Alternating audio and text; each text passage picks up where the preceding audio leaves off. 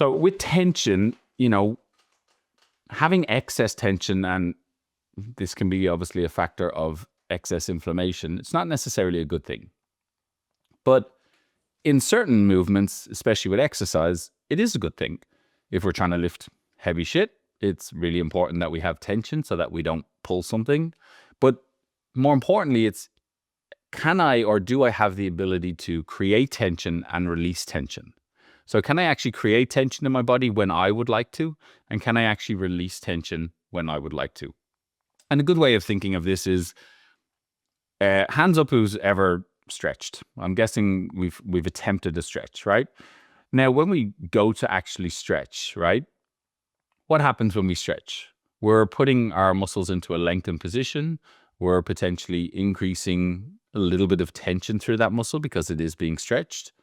And for a lot of us, if we go too deep too soon, or we're not experienced in it, a lot of the times we can freak out. Our nervous system goes a bit crazy, and then it doesn't necessarily want to give us access to that position. Okay.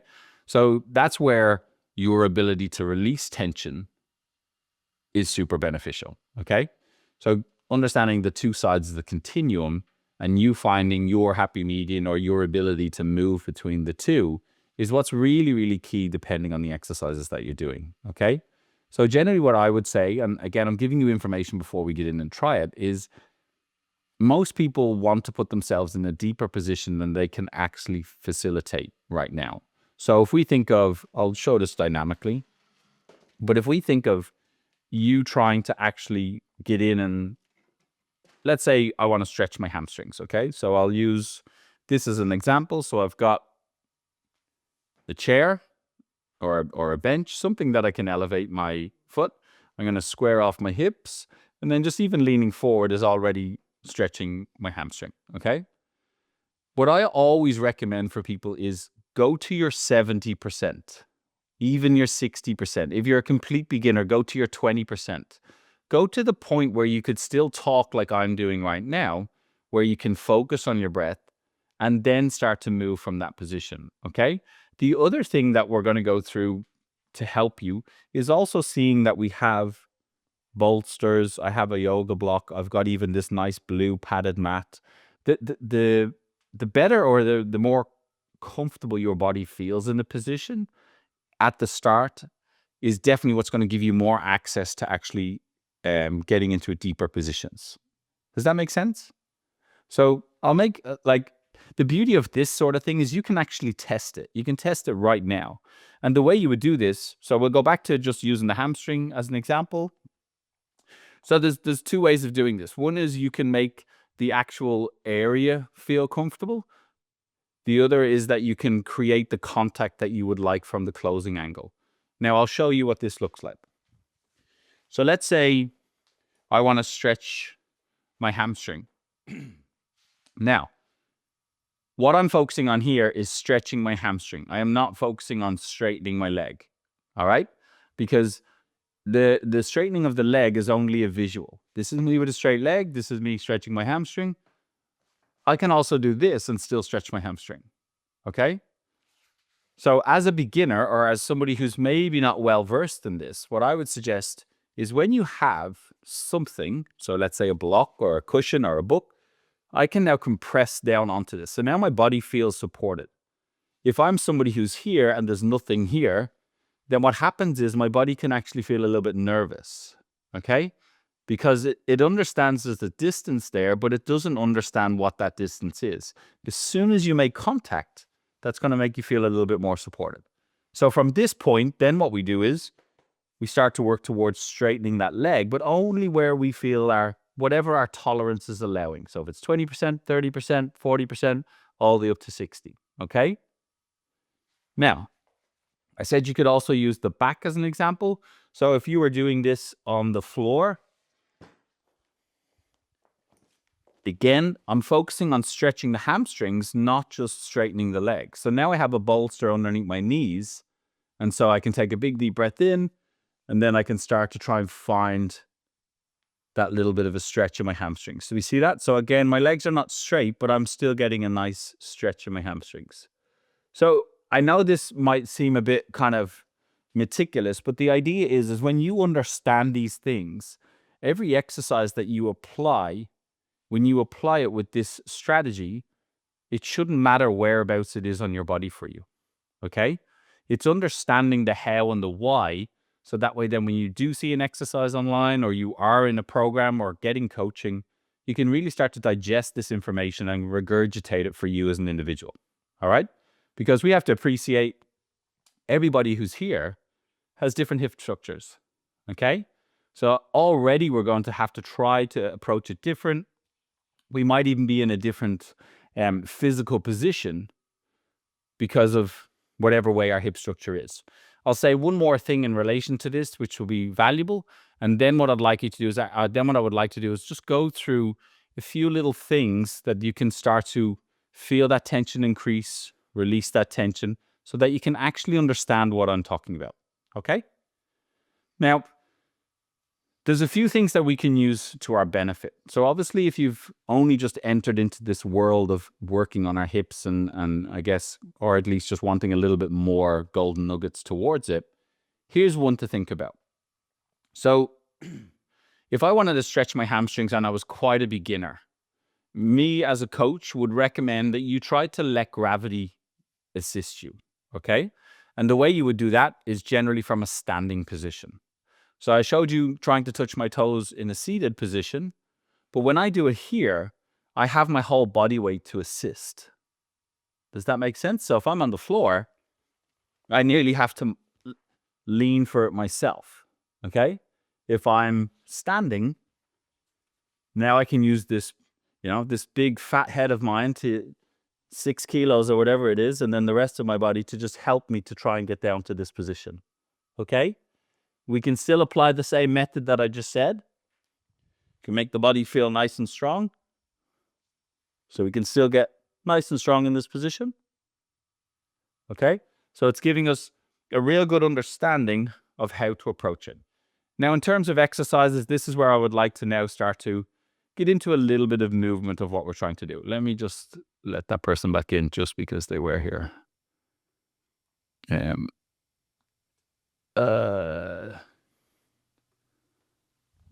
Okay, so in this position, I would like to start to show you things. If you want to do this dynamically and join in, you can. Because again, it's nice to understand what we're going through. If you're enjoying your cup of tea or your cup of coffee and you're sitting on the couch, you do that also. I need this anyway, so I'm going to do it. So what I would like to start with is this. We have a hip. Generally speaking, it's a ball socket. It enjoys going through rotation. It should have the ability to rotate. Now, what happens in our everyday life is we spend time sitting in a car, driving, sitting at home, sitting on your ass, watching some Irish guy look like he's trying to take a poo. We're always in these linear movements, right? So we think of sports or we think of other things, we've got all this rotation. Now I am actually rotating my hip whilst I'm doing this. So what I want to show you is exercises, and these are the exercises that potentially you're not doing, that are the ones that are going to give you the best bang for your buck. And I'll make it very simple. Obviously, this is flexion, this is extension, right? Which is something that we try to do most of the time. If we have the ability to rotate through our hip, we're going to have a better expression of movement, which is only going to give us more of this anyway. It doesn't work the other way around. If I just focused on flexion and extension, I haven't come out here at all. I haven't got any kind of rotation through the hip. Okay? We are human beings. We have other stressors in life. We have kids, grandkids, we have jobs, all this stuff that takes up a lot of our time. We don't have 5 hours to give every single day. So what I'm trying to show you is things that would be priority for most, understand the why behind it, and then hopefully that gives you a bit more currency as to why you should buy into this for yourself and actually go and do it. Okay? So if you want to join into this, I would like you to, but I want to make sense of something here, because one of the exercises that we see a lot online is what I just did a second ago. So this idea of rotation. Okay? Now, the beauty of when you get into a bit more experience and you work with many different hips, you realize that there's also a different way to rotate our hip. Okay? And this is the one that most people should be doing if what I just demonstrated is a little bit out of your scope right now, okay? The reason being is we can use the ground. So like what I said earlier around, we can use gravity to help us. Well, when we're trying to rotate something, we can actually use a bit of leverage. So the leverage here is going to be my feet are planted, and then I'm going to move. This is me rotating through my hip, okay? What I'll explain to you is this. If my leg was not planted on the ground, it's trying to do this, okay? Sorry, that's a lie.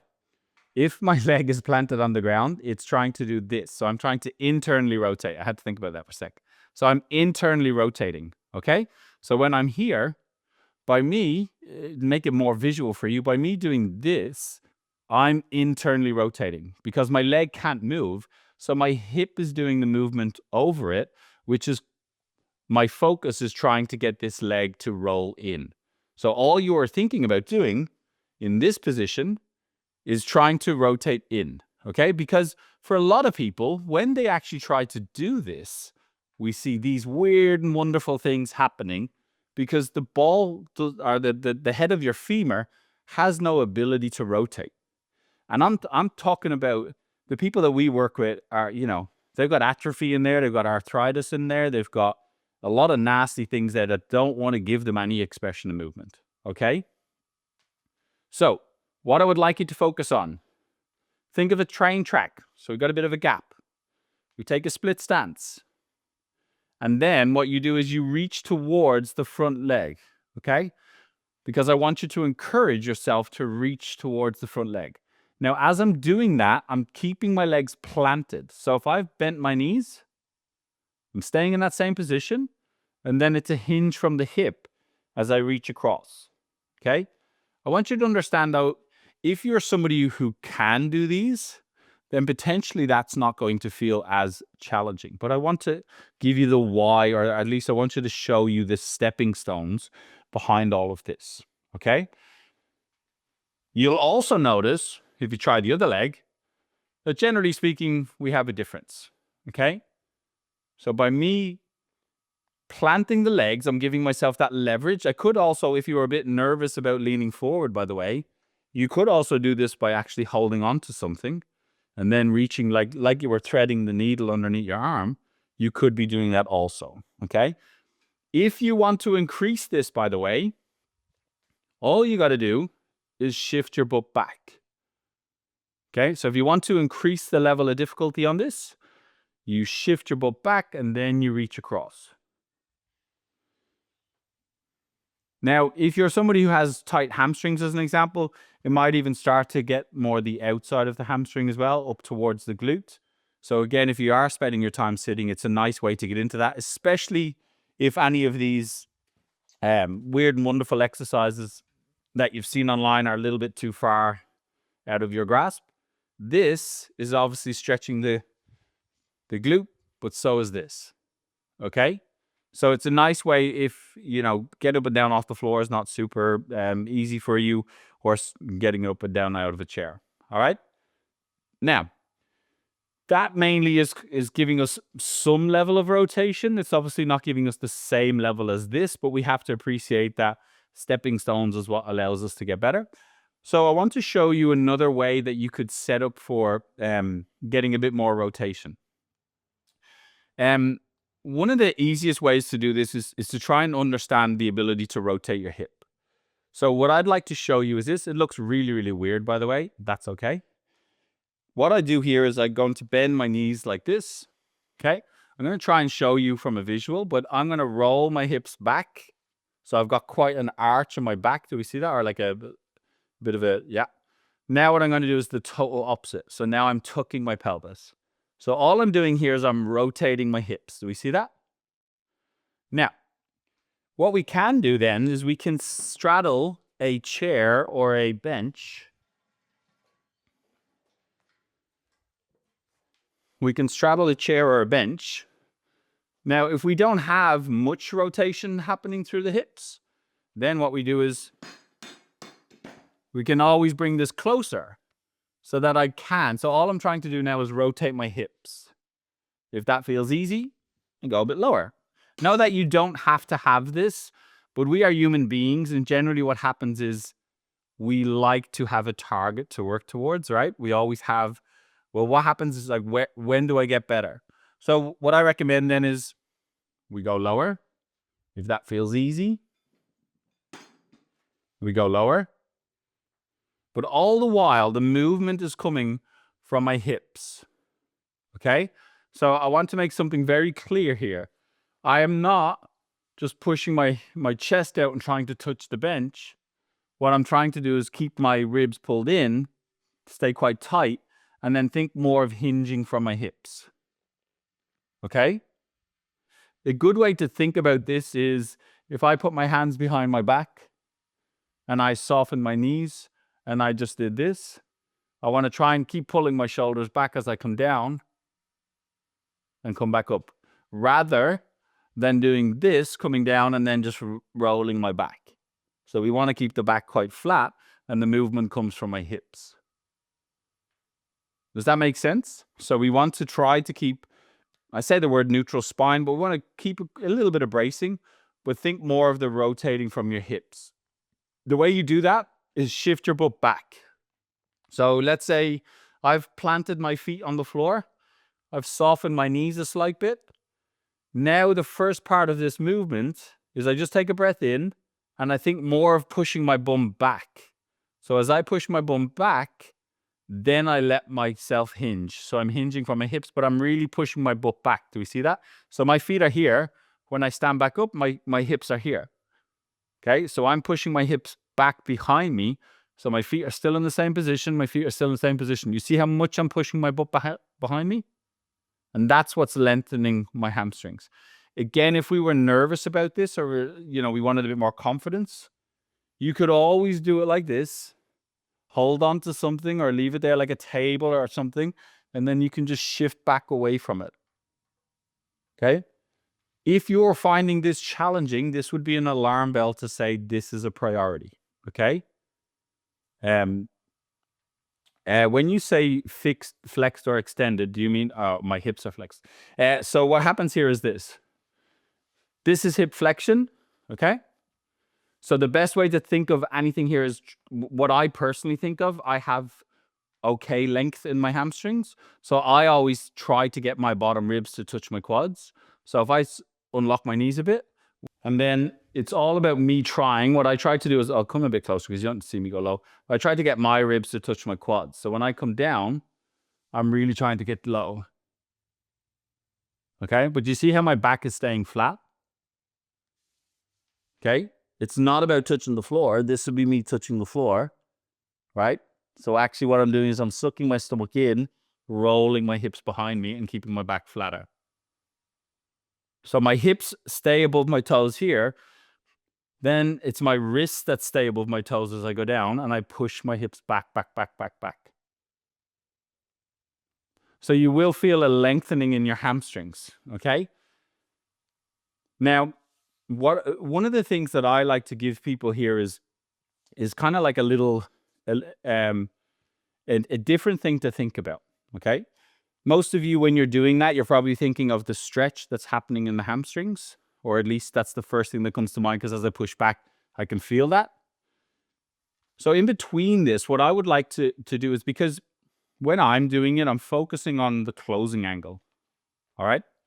I'm focusing on what's happening here. And the reason why I do that is because that's the thing that gives me support. If I can recruit the tissue in that closing angle, this is less apprehensive. It's going to give me a little bit more access, okay? So when I do it, I'm thinking of squeezing here. So I'm really trying to squeeze, squeeze, squeeze, squeeze, squeeze. Watch the chair. Squeeze, squeeze, squeeze, squeeze, squeeze. That's what allows me to come down. So most of the tension that I'm holding is here, because I think of, if I had a kettlebell as an example, I would want to be able to swing it back up. It's the same movement, right? But this is actually giving us rotation through the hip. When something like this is a little bit far past our grasp, this is what I would be recommending, okay? So how do I focus on here?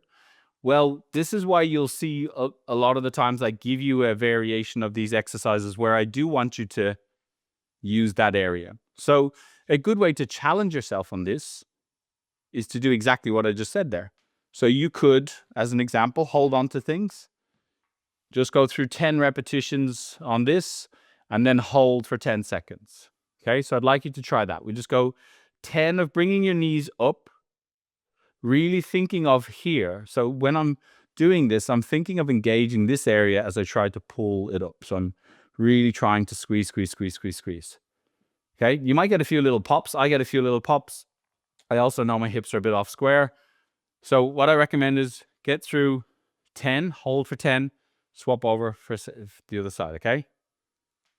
Now, if you have any kind of tightness in this hip, or potentially you might be getting some pain, that's where we would have to investigate to say, well, maybe there's a different priority right now, okay?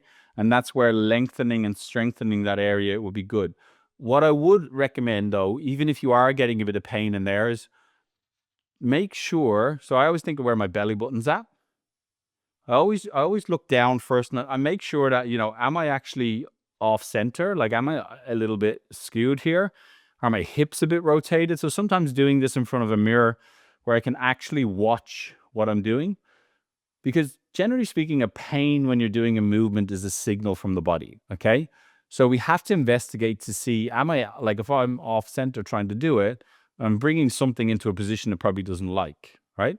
Whilst as if I'm a little bit more in a symmetrical position or as close to, then it can be a little bit easier. The other thing you can do is use your props, okay? So me planting this down on the opposite side of my standing leg gives me that good, strong support. So then when I am lifting it, everything else is feeling nice and supported. If I'm doing it here, now I have to worry about my balance. I've got to worry about other variables, okay? So just be wise with what you're doing. Some of this stuff does take a bit of exploration. So rather than think of like, got to get my reps out, 10 reps, hold for 10, like actually investigate what's happening. Like, okay, that actually pinched a little bit. All right, well, do you have to bring it out a little bit for the moment? Okay, cool. Maybe then when you go into more like a stretch position in there, you're actually getting into where that kind of pinchiness was, but it's not painful when you try to stretch it. So the only person who's going to understand your body is you. What we can do is give you the tools to try to explore, or at least the map that you should look at from a global perspective.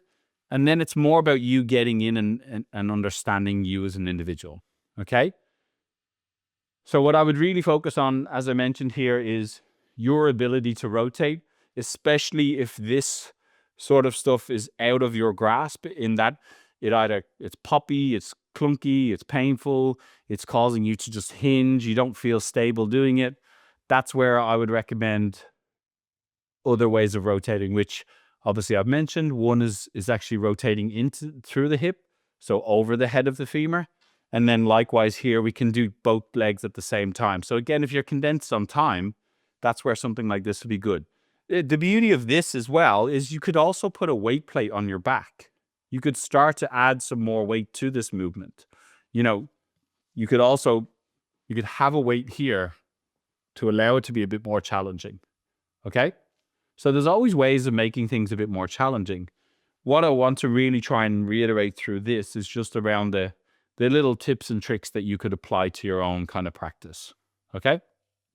If you have any questions on rotation, drop it in there. Like, again, we could talk about rotation for 2-3 days. I want to just try and give you things that you could go, all right, yeah, that's something that I could definitely use in my practice. Next thing what we're going to do is we're going to go through our spine, okay?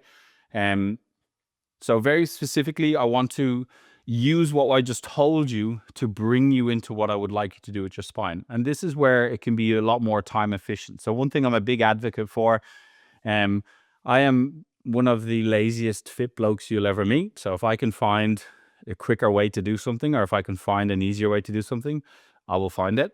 So for me, we've obviously been talking about rotation through your hips, right? Now what we can do is, we've also spoke about hip flexion. Now we can bring the spine into play here as well. And this is how we do it. So I said, when we're doing our hips, we're very specific to the hip, okay? What we could also do in this position is we could start to bring the spine in and just change the variation slightly. Now, as somebody who had back pain for over 5 years, I like to make myself feel as comfortable when I'm doing this sort of exercises or these sort of exercises.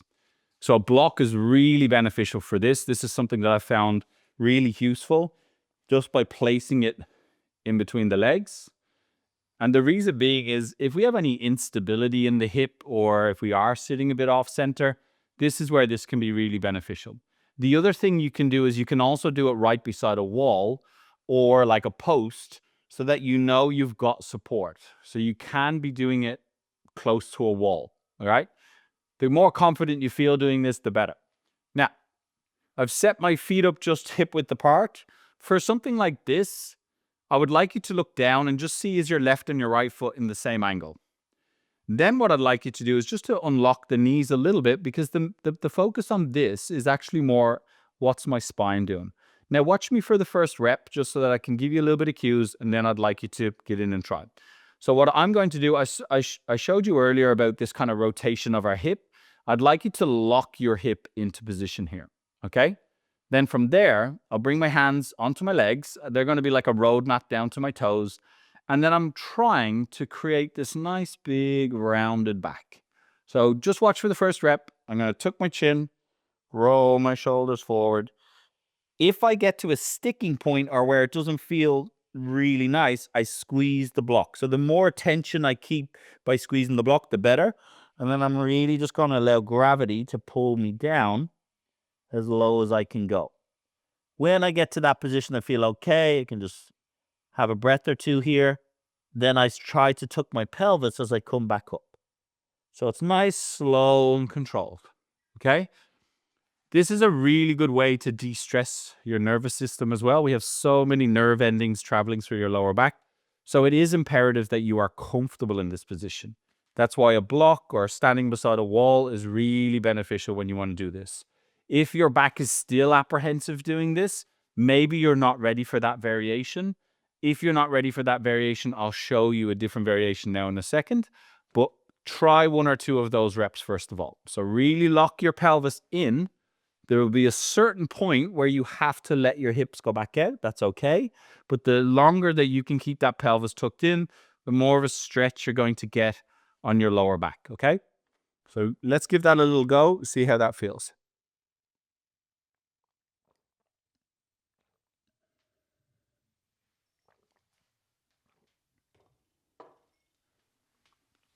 So just slow and control wins the race. I generally think of 5 seconds going down, 5 seconds coming up. So, you know, obviously in today's world, it's all about go, go, go. But actually sometimes when we just take a step back and we just listen to ourselves, this is where we really start to understand our body a little bit better, okay? So, Cheryl, put your hands on your legs to start. So don't bring it up overhead. And then think of just tucking your chin and rolling down. So just allow yourself to trickle down and then you would just reverse what you've just done. I like to just keep my fingers on my shins if I was just starting this so that I do feel that bit of confidence.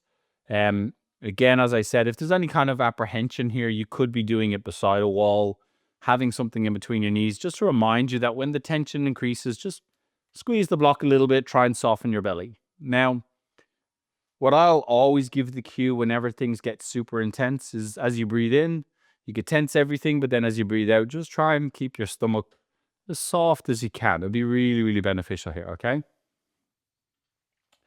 Now, if you're feeling like one side is pulling more than the other, first thing that I check on my way down is, am I leaning to one side? Am I pressing too much on that side? So that's a really good thing to check, is that when I'm doing it, do I feel like my hips sway to one side or am I actually feeling in control here? Okay. Now, one way of doing that is obviously if you're beside the wall, you can make sure that both butt cheeks are touching the wall. If you are doing it against the wall, I would always recommend that you take like one step away from the wall and then sit back onto the wall. Because if you're doing it, you will not be able to do it with your heels touching the wall and get down. Because if you're like me and you got a big fat head, there's going to be way too much weight over there. You're just going to fall forward. Okay. So if you are doing it beside a wall, just take one little step forward, shift your butt back onto the wall, and then just trickle down as best you can, okay? If you have a discrepancy between left and right, then you might be feeling a bit more of a pull on the tissue on one side. But I would definitely, as a priority, is check it first, as in check and see, am I leaning to that one side? So especially when I'm down at the bottom, like check and see, is there the same level of tension getting pushed down through both of your feet, or do you feel like you have shifted to one side? Now, if you don't know, then what I would recommend is when you are down there, especially if it feels, okay, then what I would do is I'd actually start to kind of wave my hands a bit. So I might trickle across to one side, take a breath or two, trickle across to the other side, take a breath or two. So again, we're trying to make the body feel more confident in particular areas. The worst thing that we can do is actually avoid an area. That's the worst thing that you can do. Now, that's not to say that you won't be, if, for example, you were trying to tie your lace, or you tried to pick something up off the floor, you pull the muscle in your lower back, it's aggravated and it's put you out for a few days. Now it's starting to dissipate a little bit and you're looking to get back into movement. So as a human being, we say, well, that movement is the one that hurt me. I'm not going to do that anymore. And that way, then I won't get hurt. Sounds great on paper, but what actually happens then is life puts us in those positions. So generally what I would do, I mentioned this earlier, is I get a block, or I get a bolster, or I get props to allow me to carry out some variation of that movement that hurt me to the point that I'm confident doing it. Then I start to change it. So if we think of this movement, let's say I can't get down because my back is aggravated. Well, that's where having these blocks or having these bolsters are going to give us a lot of benefit to try and find the confidence to get back into that position. Okay? So when I'm training, I will use these, but my expression of movement is there. I'm confident doing this now because I've put in the time and effort to do this. Now, I mentioned if you are struggling with doing the standing variation, I have a seated variation. The way I set up for this, I usually recommend having like a band or something. I'll show you now. So a band and a block, really beneficial for this, okay? The purpose of the band is more to anchor it onto something, okay? It's not essential, by the way, but I would say if you've got any level of tension that's not feeling comfortable, the band works wonders. Let me show you. So I'm going to wrap the band around this post. I'll loop it back into itself. So now I have like something to hold on to, okay? I'm going to sit my butt on the floor. And then what I'm going to do is I'm going to pop the block exact same in between my legs, okay? Another way of doing this as well is if you could anchor the feet somewhere, but this is okay for the moment. And then what I do is this. I'm going to start from the top. Even if you're back here, that's also okay. I know some people are not going to be able to sit up straight. You could also hinge the knees a little bit. So if you are hinging the knees, you could also put a bolster or a rolled up towel under your knees, by the way. And then all I want you to do is try and bellow out of your back and come down to a flat position. And then the movement is exactly the same as when we were standing. So I took my chin, and now I can use the band to try and pull me up a little bit. And as I get to a sticking point, I take a breath or two. I try and go up a little bit higher. So what I'm doing here is I'm flexing my body here, okay? So it's very different to a sit-up. If we think of a sit-up is where it's like what I did at the start. I just hinge from my hip, I brace my stomach, I hinge from the hip. That's different to what I'm actually doing here, which is I'm actually segmenting each vertebrae. So this is why we use the band, right? So I have the band when I get to that sticking point. So when I'm here, I can really breathe out and try to get more rounding of my back so that I can start to allow this just to feel a bit more comfortable. Okay? So give it a try. If you're happy with doing it on standing, I would always say standing would probably be a better variation. But this one's a good one to try and get a bit more specific, especially in that lower region where maybe it's not giving you the movement that it would like to give you. Okay? Now, next thing I'd like to move on to is more around our hip extension. So these all correlated with each other, which is why when we put them all together, they can all be beneficial. So if I didn't have a lot of time, it would be really beneficial for me to pump out some reps of this and then actually focus on just rounding my back and really trying to fold as best I can. Even just doing those 2 exercises from what I've shown you would be the good starting point before we get into what I'm going to give you now. Okay?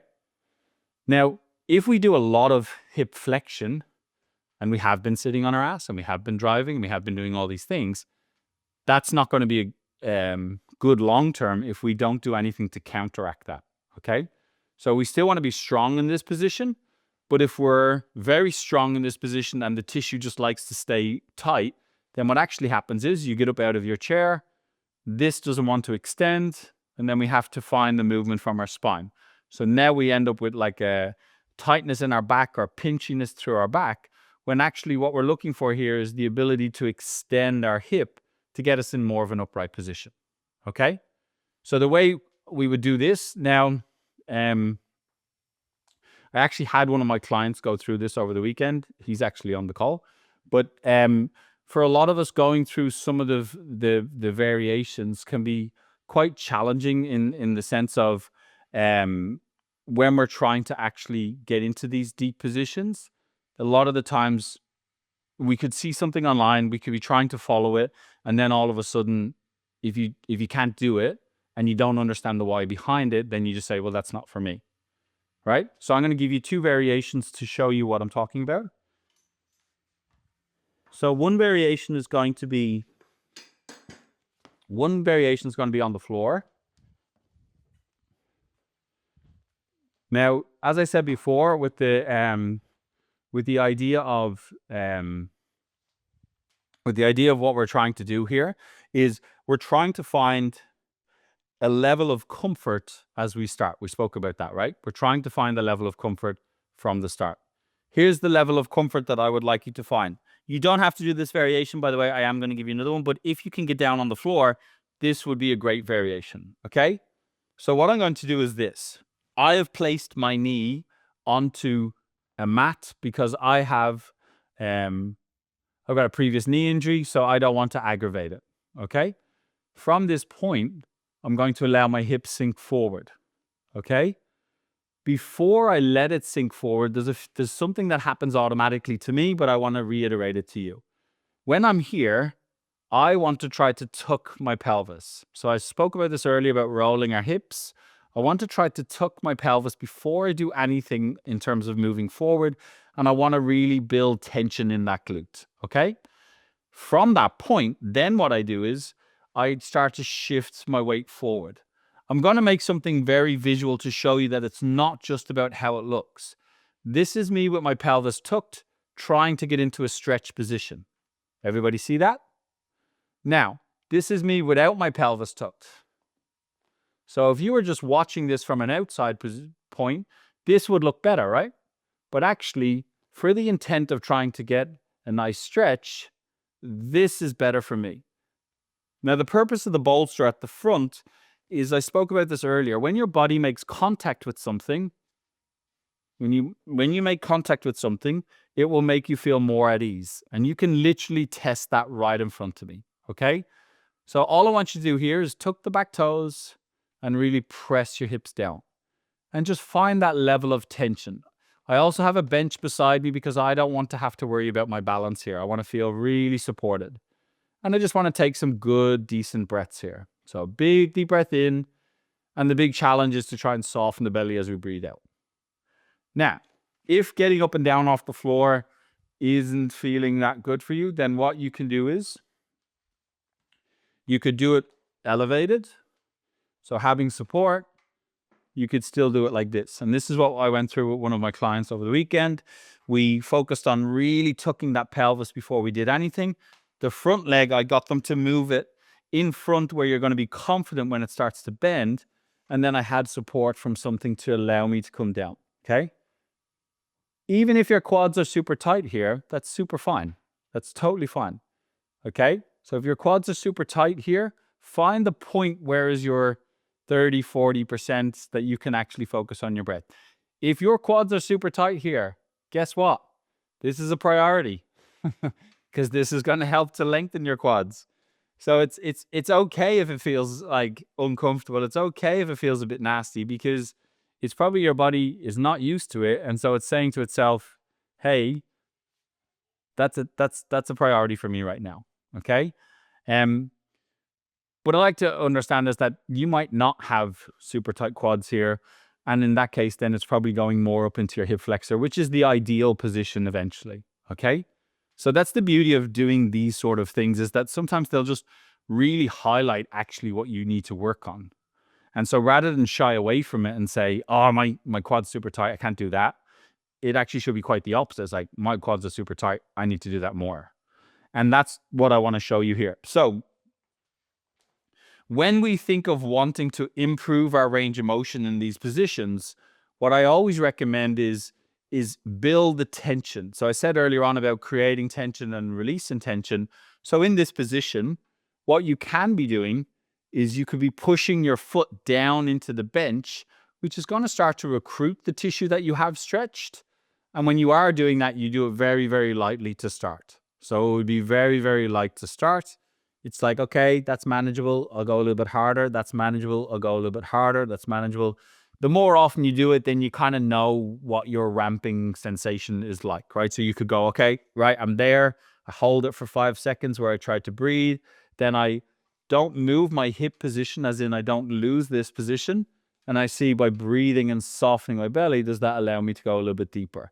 Now, when I do that, I notice there's a bit more of a hot flush coming into my body because I've put myself into a deeper position than I was just in. The beauty of doing those contractions, though, is that when you're here, let's just say I said, okay, I want everybody to get into a stretch. And you said, okay, last week I was down here. I'm going to try and get straight back in there. You might now have freaked out your nervous system. You're getting overwhelmed. And then you say, I didn't enjoy that. I need to get out. It's better for you to try and nurture your way in, because as we know as adults, there's not always every day isn't amazing. So it's like, what I always say to people is the sessions that mean the most to me are the ones when I didn't really want to do something and I forced myself to do it, right? Like I would say, at least 50% of my programs are me forcing myself to go and do them, just because, right? We have blockages, we've got things in life that are trying to force you away from them. So it's like, always base yourself off your bad days when it comes to training. As in, if I can only get into this position from the start, well, this is where I start every single time. Even if I feel amazing, I've had the best night's sleep, there's unicorns outside, the rainbows are shining, I still start in this position. The difference is I know that I can probably go harder in the contraction and then probably get into like a deeper position quicker. Okay. In terms of like repetition with this, for me, I've found like 3 times a week is a good kind of, if something's a priority for me, I would definitely try it like 3 times a week, which kind of gives me like a day in between of just doing other things or just allowing it to kind of, okay, how did that feel after that, right? You won't overstretch in these sort of positions if you don't go like too idiotic with it.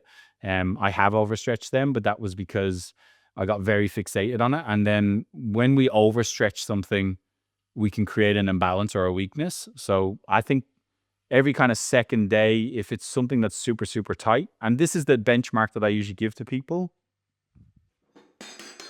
is your ability to try and get, so like if I have this, it's to try and get your butt to touch your heel. That's kind of the challenge I give to most people. So if you're not there yet, then that's where I would start with the way that I've shown you. And the beauty of, so this is one of the things I didn't show you, but what we went through over the weekend was I can make this more challenging. So if I have a bench like this, I can do that same exercise I was just doing, but now I have the support of the bench. So now I can tuck my butt and I can actually start to get into more of a quad stretch. So if I'm not yet at where I just showed you and having, this up here, well, then this is where having the bench finds my kind of tipping point. It's like, okay, this is me today. And then I look and I say, okay, I've got 2 more notches to come back up, or I've got 3 notches to come up. So maybe as I start to improve and this feels a little bit less intense, then I can bring the next one up, bring the next one up. Okay? That makes sense?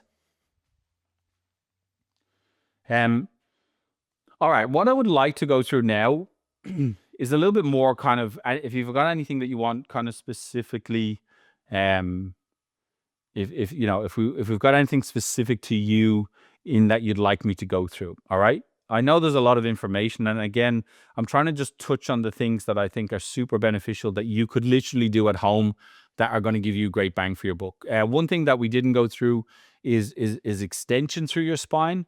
But what I always say to people is this: if we think of your vertebrae, okay, and they're all interlinked, if they're not segmenting and they're not giving you any kind of movement, well, then you're already going to be restricted in the other movements. Okay. So again, I'm trying to pull it back to, hey, I'm not in the fitness industry. I have a job. I have all these other things, and I can only give a certain amount, over the course of a week. What should I be doing? And that's where I think really homing in on just what we went through today would pay dividends in terms of, going through like everything else that you're already interested in, everything else that you're already doing. Obviously, if you wanted something a bit more specific to you, that's where you would pluck things and you would create an actual program for yourself, right? And obviously, that's what we do too. But from a starting point, I think it's really good to understand the why behind what you're doing, and that's where obviously, if you've watched my content for quite some time, you get a good understanding of the amount of information that we try to give you in a short period of time. We have now put a bit more effort into more long form content on our YouTube channel so that we can give you more of like what we went through today as an example.